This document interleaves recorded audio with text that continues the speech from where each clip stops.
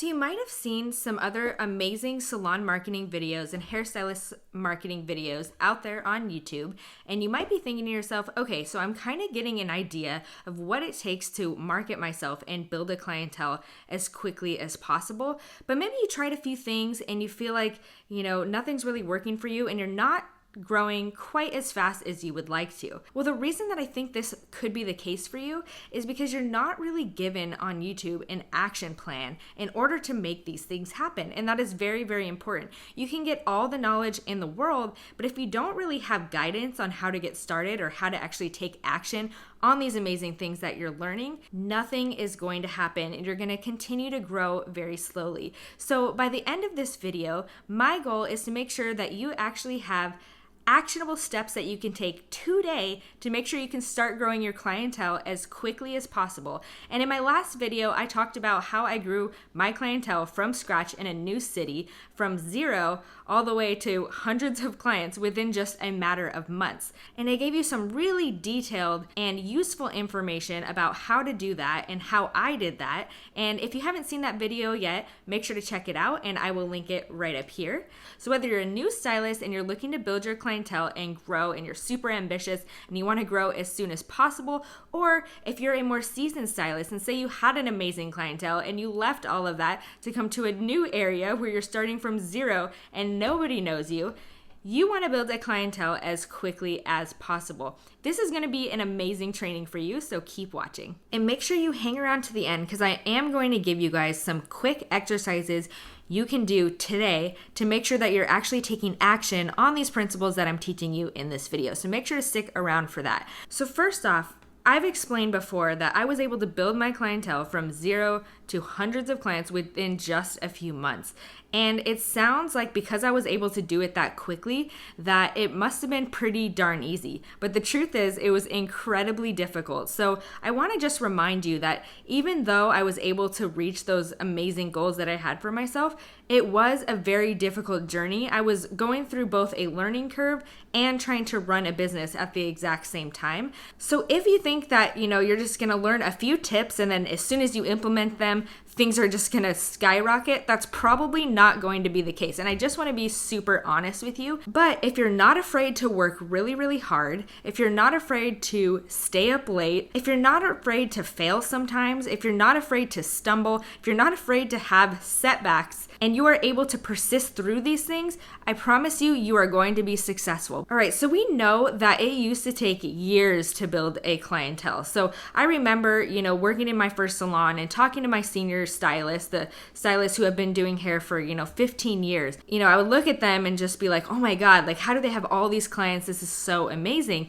And they would explain to me that it took years to build a clientele that was that loyal to them and that consistent. And sometimes this would be a little bit discouraging to hear as a new stylist or as a stylist who's trying to grow. If you're like me, you're super ambitious and you want to see results as quickly as possible and you want to just feel at ease that, okay, I'm going to be able to survive in my career and not only that, I'm going to be able to thrive. And hearing that it's going to take years to do that is sometimes a little bit of a punch in the gut. But we are so lucky to be living in the age that we're living in because of two reasons. The internet, well, it's kind of the same reason, but the internet, and then also subcategory of that, social media. Social media has allowed us to be able to connect with our prospective clients for free and instantly like never before. But here's the thing. I know that everybody is telling you need to be on social media and you need to post a lot. But social media has been around for a while now. So that means that everybody is using social media in order to market themselves and build their clientele. So what we need to focus on is not just posting on social media and taking all those best practices and trying to do them all, but actually trying to figure out how we can utilize the internet, how we can utilize social media in order to be competitive in a market where every other hairstylist is already on these platforms and marketing and building their clientele. So if this is making sense so far, make sure to give this video a thumbs up and let's get into step 1. Okay, so step 1. And this is going to pertain more to seasoned stylists and less to brand new stylists. Although if you're a brand new stylist, it's very important that you listen to this step because it's something that you want to work toward in the future. And that is to find a niche. A niche is basically something that you are known for. And I've talked about this in other videos, but in this video, I want to illustrate why this is so important. So number one, because the market is so oversaturated with hairstylists and there are so many clients who are looking for a hairstylist, it's very hard to make yourself stand out. And one of the ways you can do this is by specializing in something. And I have actually changed my view on this over time. I used to think that specializing was not so good, and it's probably because I was a brand new stylist. So I wanted to get as much practice as I possibly could, and I absolutely recommend that to you as well if you're a brand new stylist, so that when it comes time to specialize, you are really keyed into exactly what you do best and what your strengths are, and that's going to help you determine what's going to be a great niche for you to get into. And if you have some hesitations about actually narrowing down your services and choosing a niche and choosing just one thing to really promote about yourself, let me just illustrate this point for you real quick. So I have a really bad problem with my neck. I have like a few bulging and herniated discs in my neck. And one of the frustrating things about going to a doctor's office is I first, based on your insurance and stuff like that, sometimes you first have to see a physician, they have to do x-rays, they have to do all these things, and then they refer you to a specialist who's actually going to get to the root of the problem and actually help you. Well, wouldn't it be amazing if you can just go straight to the specialist, bypass all that other stuff and all that generic stuff to get to the person who's actually trained in that specific area to help you? If you're choosing a doctor, are you going to choose a general practitioner, or would you rather go straight to a doctor that specializes in spinal injury? To me, it seems the most logical thing to do is go straight to the specialist. And when you have a problem and when you have a desire so great, such as fixing your hair or fixing your spine, the value of finding somebody who specializes in exactly that problem is immeasurable. And you want to do it as soon as possible. And that is really the power of having a niche. And when I say niche, I don't necessarily mean specializing in haircuts or specializing in color. I mean specializing in a certain type of haircut. Get even narrower. The more narrow you can be about this, the more you are going to attract your ideal clients. Because here's the thing, whereas if you are attracting just a general audience of people who just want their hair done, there's so many reasons why they could say no to you. But if you have a specific niche and there's nobody really in that area even doing this, chances are they're going to pick you and they don't really need much convincing to do it. So even though you're narrowing your potential clients, those potential clients are so targeted that it's more likely that they're going to say yes to you rather than a general audience of thousands of people or hundreds of people who are possible clients. Does that make sense? Give me a thumbs up if it does. Okay, so the next thing that you're going to want to focus on in order to build a clientele as quickly as possible is branding. And I'm sure you've heard this word 1,000 times, but I want to make sure that you understand that branding is not just about your fonts or your colors or your logo. That is a very, very small part of branding. In fact, I think it's probably the least important part of branding. The most important part of branding, in my opinion, is messaging. And that is how you communicate what you do and what you offer to clients. So we just talked about before how you can choose a niche and make sure that you are targeting a very specific clientele. And the way that you are going to attract this specific clientele is through branding. So in order to build a really strong brand for yourself as a stylist, whether you're an independent stylist or a commissioned stylist, it doesn't matter if you belong to a salon or you are an independent stylist, you still have to attract your own clients. Never rely on your salon to bring you clients. You're never going to be happy with that result. Okay, so far we've talked about choosing a niche and we've talked about branding. So once you have established these things, the next thing that you're going to want to do is generate traffic. So how in the age of the internet and social media do you generate traffic? Well, if you are brand new to an area or you are brand new at building a clientele, you have no reputation. So there's no way to even get referrals or for people in the general area to even know who you are. Well, you've heard me talk about this in my other video, which I will link right here, but the best way that you could generate traffic is through working on models, because since we are using social media to market ourselves and build our clientele, models are going to be the key to building an amazing Instagram, Facebook, or social media profile to attracting the clients that you really want to attract. So you're going to attract them, by proper branding and having a niche. So once you have those things, that's when you want to start looking for models, because you want your models to convey those main messages that you have in your brand to your potential clients. Am I making sense so far? Please, if you have any questions, let me know in the comments. So you might think, oh my gosh, I don't want to do free work. This is crazy. But I just want to paint a little picture for you. So before the age of the internet and social media and all that good stuff, ad companies used to hire models and pay them to do their hair and have these crazy budgets in order to attract clients. But you can do it for free. So instead of thinking of it as free work, thinking of it as free work for the model, because they are really doing so much for you. And to them, they are just so happy to get a free service, but the value that they are bringing to your business is immeasurable. But in order to utilize this practice successfully, you have to make sure that you have a purpose and a goal in mind when you do free work. You don't want to just take anybody, and I talked about this in my other video, but you don't want to just take anyone. That's why you want to make sure you establish your niche, you establish your brand, you establish your messaging so that you can choose models and styles to create in order to convey those things and put it out there on social media.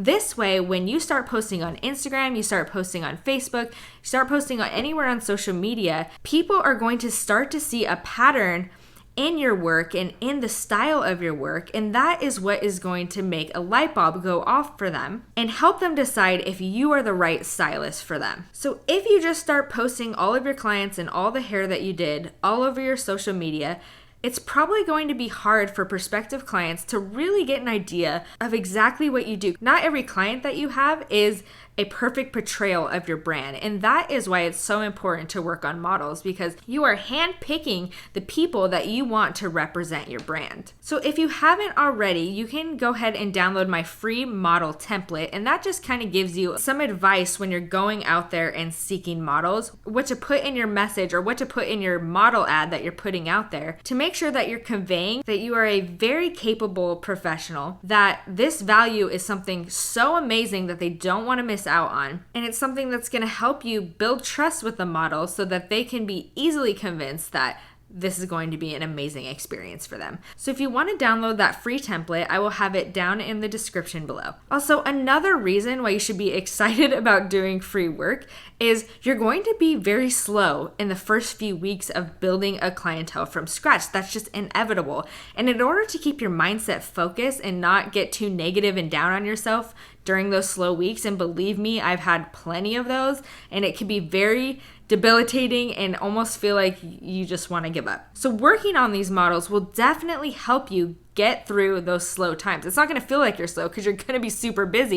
You're going to be actually working on people all the time. Maybe you're not going to be getting paid as much as you want to at first, but remember, if you put a little bit of hard work in the beginning, it's going to pay off later. And also, like I talked about before, which this isn't necessarily the goal of working on models, but a lot of times they turn into extremely loyal clients. In fact, I don't think I've ever had a model that didn't actually rebook with me, and that's not even something I was even pushing for or even expecting. So that could be an unexpected side effect of doing this. And then also, when you work on models, their friends don't have to know that you did this for free, but their friends may see their hair and you know that they are a similar clientele to the people that you are trying to attract. And they're going to wonder where they got their hair done, and boom, all of a sudden you start getting a bunch of people interested in your work and what you do just by working on these models. So there's so many benefits to this. So working on models is the main way that I was able to generate a bunch of traffic to my Instagram profile when I moved to a brand new area. So once you have this mechanism for driving traffic to your social media, the next thing that you want to do is push that traffic over to your website. But you don't just want to have any website just to have a website. A lot of people say, have social media, have a website, that's how you build a clientele. There has to be a very specific purpose for your website in order to actually convert the people seeing your website and landing on your website into actual paying clients. So what you need is not just a website, but a high converting website. And in order to have a high converting website, you need a few things. So number one, you want to have it be just a more in-depth extension of what you have on your social media. You want to make sure that you have consistency between those two different avenues so that people, when they click on your website, they're like, oh yeah, okay, I'm in the right place, and they want to keep going and keep learning more about you and what you do. And yes, even if you work at a salon, I still recommend having your own website, because why not build your personal brand? That is where the industry is headed today. It's not just about working in a salon and doing hair and working 9 to 5, going home at the end of the day. There is so much opportunity out there to make an amazing career for yourself. And the way that you do that is through a personal brand. So even if you work in a commission salon or you work for somebody else, definitely have a website. I absolutely recommend it. So the first thing, like I said, is you want to make sure there's continuity between your social media platform and your website, so that when clients see your website, they know they're in the right place. Your website is going to kind of drive the potential client a little bit deeper into what you do and what you have to offer. So the next thing that you want to have on your website is really amazing copy. And what copy is the wording that you have on your website. So we talked about before about the branding aspect of this.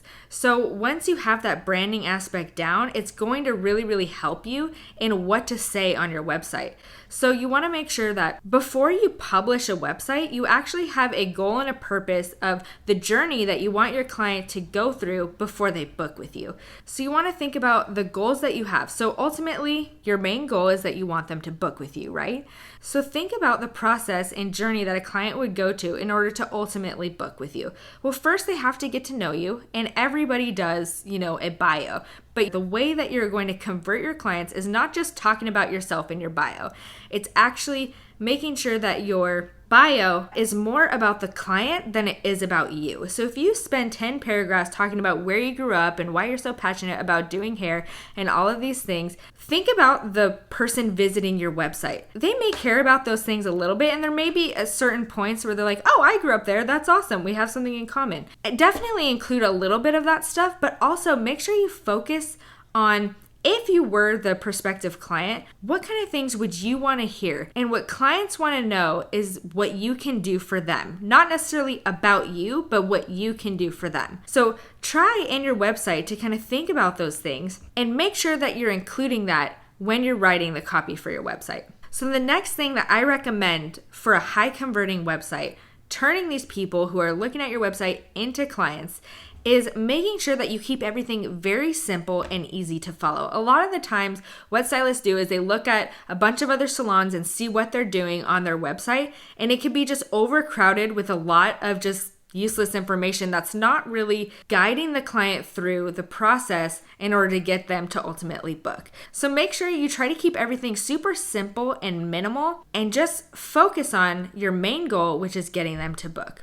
All right, so at this point, you have discovered exactly what you're all about. You've built a brand around it. You've made sure that you've built an amazing social media presence through working on models. You've built a high converting website, and you've gotten clients to ultimately book with you. The next thing that you have to do is focus 100% on client retention.